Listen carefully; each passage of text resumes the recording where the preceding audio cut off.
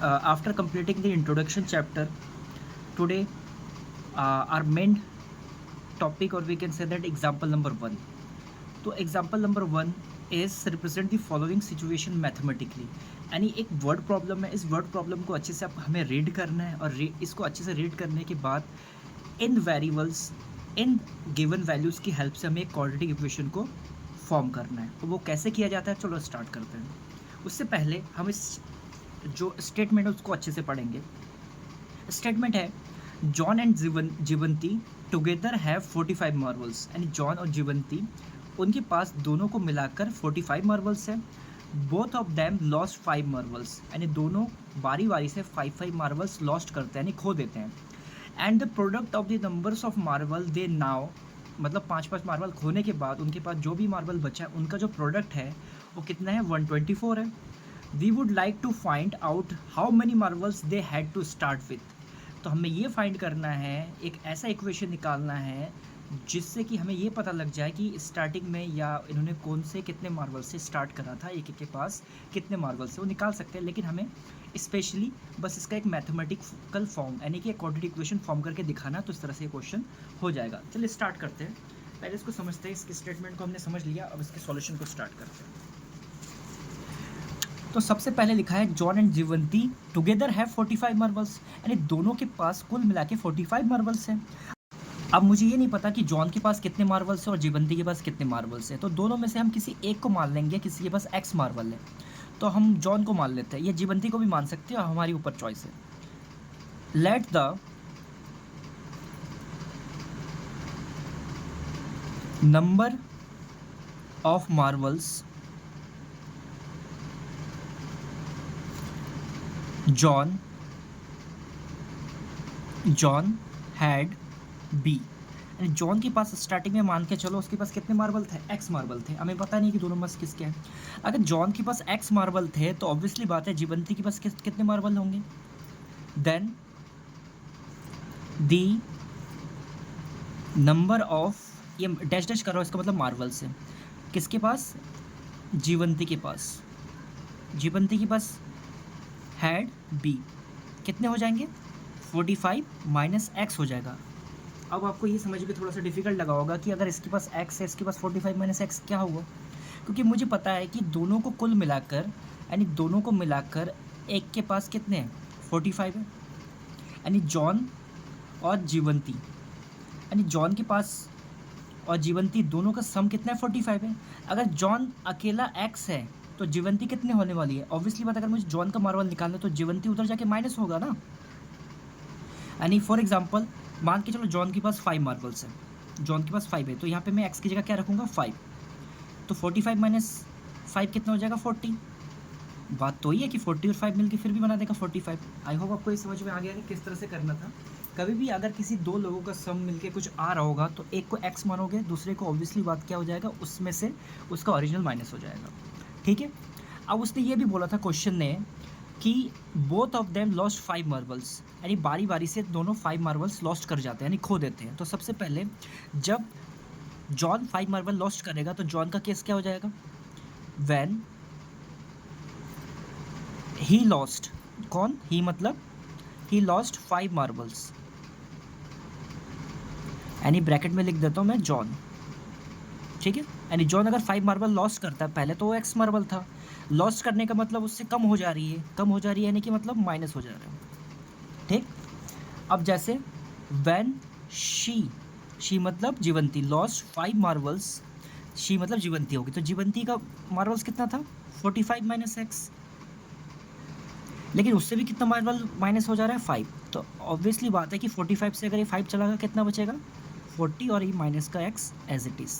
अब दोनों का आ चुका है आफ्टर लॉस दी मार्बल्स, 5 मार्बल लॉस करने के बाद जॉन के पास इतना मार्बल है और जीवंती के पास इतना मार्बल है। फिर क्वेश्चन ने हमें आगे और हिंट दे रखा है, the product of the number of marbles they now, यानी आफ्टर लॉस 5 मार्बल्स, उसके बाद इन दोनों का जो प्रोडक्ट है, यानी इन दोनों का प्रोडक्ट क्या है, जॉन का की वैल्यू क्या है, एक्स माइनस 5, और जीवंती का प्रोडक्ट क्या हो गया, 40 माइनस एक्स, यानी इन दोनों का जो प्रोडक्ट है वो कितना है, 124, ये है। तो इसको थोड़ा सा हम सॉल्व कर लेंगे और चेक कर लेंगे कि ये क्वाड्रेटिक इक्वेशन फॉर्म कर रहा है नहीं कर रहा है। चलो सॉल्व कर लेते हैं।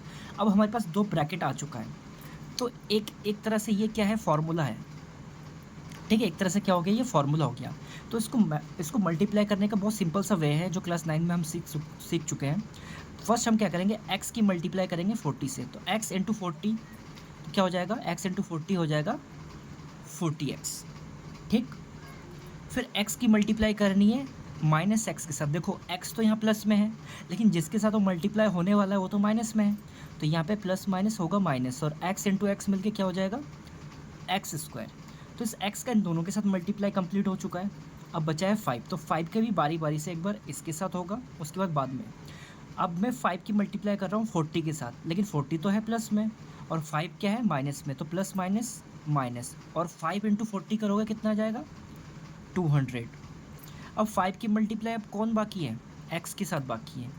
अब 5 भी नेगेटिव में, लेकिन 5 की मल्टीप्लाई जिसके साथ हो रहा है वो भी नेगेटिव में है, तो मल्टीप्लाई में माइनस माइनस क्या हो जाता है, प्लस। तो 5 इंटू एक्स 5x और is equal to we have 124।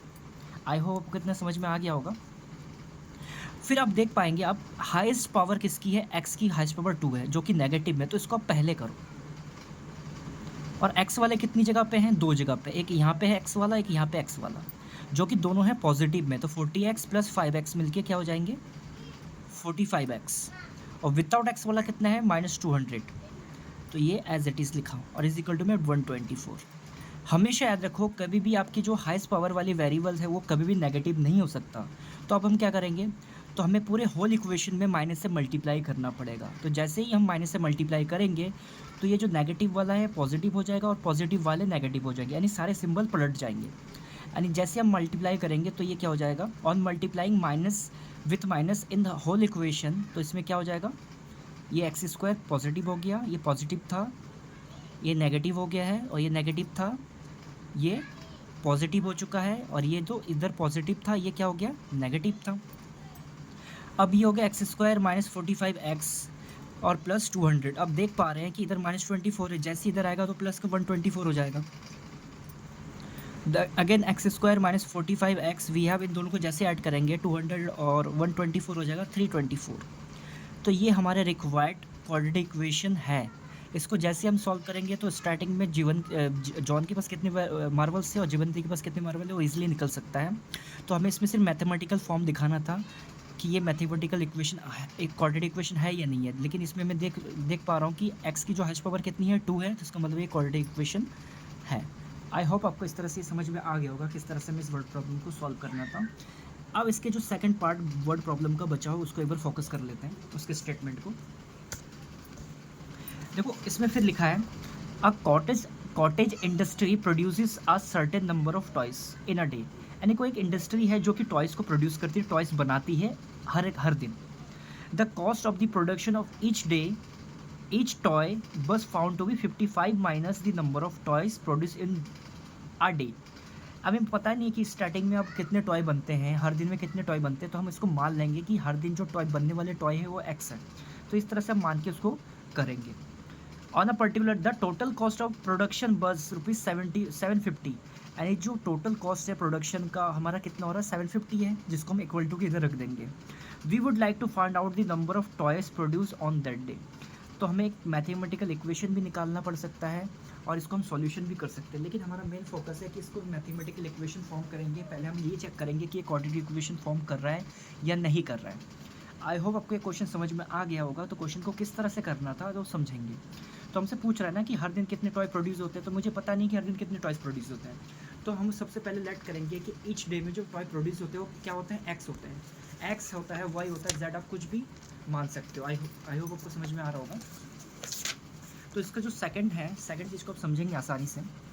हमें पता नहीं कि हर दिन कितना टॉय प्रोड्यूस हो रहा है, तो आप लिखना पड़ेगा, यहाँ पे लिख सकते हैं आप, late the number of toys produced on that day, यानी हर एक दिन में कितने प्रोड्यूस हो रहे हैं, एक्स हो रहे हैं, ठीक। तो उसमें ये भी कहा है, तो फिर हमसे ये है कि therefore the cost of production, therefore the cost of production of each day अब निकालना है। लेकिन उस क्वेश्चन में आप स्पेशली हम फोकस करेंगे, उसमें एक लाइन उस क्वेश्चन ने मेंशन करा था कि was found to be 55 minus the number of toys produced in a day। 55 minus number of toys, क्या बोला था? 55 माइनस नंबर ऑफ टॉयस। तो मुझे पता है कि 55 पहले आप लिखो माइनस नंबर ऑफ टॉयस, तो हर दिन में इतने टॉयस बन रहे हैं तो इसको इधर लिख दो। 55 माइनस नंबर ऑफ टॉयस तो x है, तो इस तरह से हमारी ये वैल्यू आ चुकी है। ठीक है, अब फिर हमसे पूछा है टोटल कॉस्ट है, तो टोटल कॉस्ट करने के लिए इसकी मल्टीप्लाई इसके साथ करनी पड़ेगी, तभी तो आएगा टोटल कॉस्ट। तो अब अगर मैं टोटल कॉस्ट निकालूँ, हर दिन का टोटल कॉस्ट, तो फिर आपको कैसे निकालना पड़ेगा? Total cost in that day. तो कैसे करेंगे? यानी इसकी मल्टीप्लाई इसके साथ करनी पड़ेगी, तो x और इसकी मल्टीप्लाई 55 माइनस एक्स, और जो इसका प्रोडक्शन का जो कॉस्ट वो कितना है? 750 है। बस इसको हमें सॉल्व कर लेना है। अब सॉल्व कैसे करेंगे? x की मल्टीप्लाई 55 से करो तो आ जाएगा 55x, x into x minus x square, then we have 750। इसको थोड़ा सिंप्लीफाई कर लेंगे। हमेशा वेरिएबल वाला, हाईएस्ट वेरिएबल वाला पहले होना चाहिए, लेकिन ये नेगेटिव में तो इसको पहले करो, ये पॉजिटिव में इसको बाद में कर दो। सिर्फ पोजीशन ही चेंज कर रहे हैं, ये नेगेटिव पॉजिटिव में, तो इधर आके क्या हो जाएगा? नेगेटिव में। और मुझे आपको कहा था कि हाईएस्ट वेरिएबल वाला कभी भी नेगेटिव नहीं होना चाहिए, यानी कि होल इक्वेशन में आपको माइनस से मल्टीप्लाई करना पड़ेगा। तो ये माइनस वाला क्या हो गया? प्लस, ये प्लस वाला क्या हो गया? माइनस, अरे माइनस वाला क्या हो गया? प्लस। आई होप आपको ये समझ में आ गया होगा कि किस तरह से हमने इस इक्वेशन को फॉर्म करना था। तो which is the required representation of the problem mathematically. I hope आपको ये समझ में आ गया होगा दोनों वर्ड प्रॉब्लम कैसे करना था। खाली हमें ये चेक करना था कि ये जो है क्वाड्रेटिक इक्वेशन को फॉर्म कर रहा है नहीं कर रहा है। इसको सॉल्व करके हम इसकी वैल्यू निकाल सकते हैं। ठीक है, ये भी क्वाड्रेटिक इक्वेशन फॉर्म कर रहा है नहीं कर रहा है? कर रहा है, क्योंकि ये किस फॉर्म में है? ax square plus b x plus c के फॉर्म में है। तो इसका मतलब क्वाड्रेटिक इक्वेशन मैथमेटिकल फॉर्म को रिप्रेजेंट कर रहा है। ठीक है।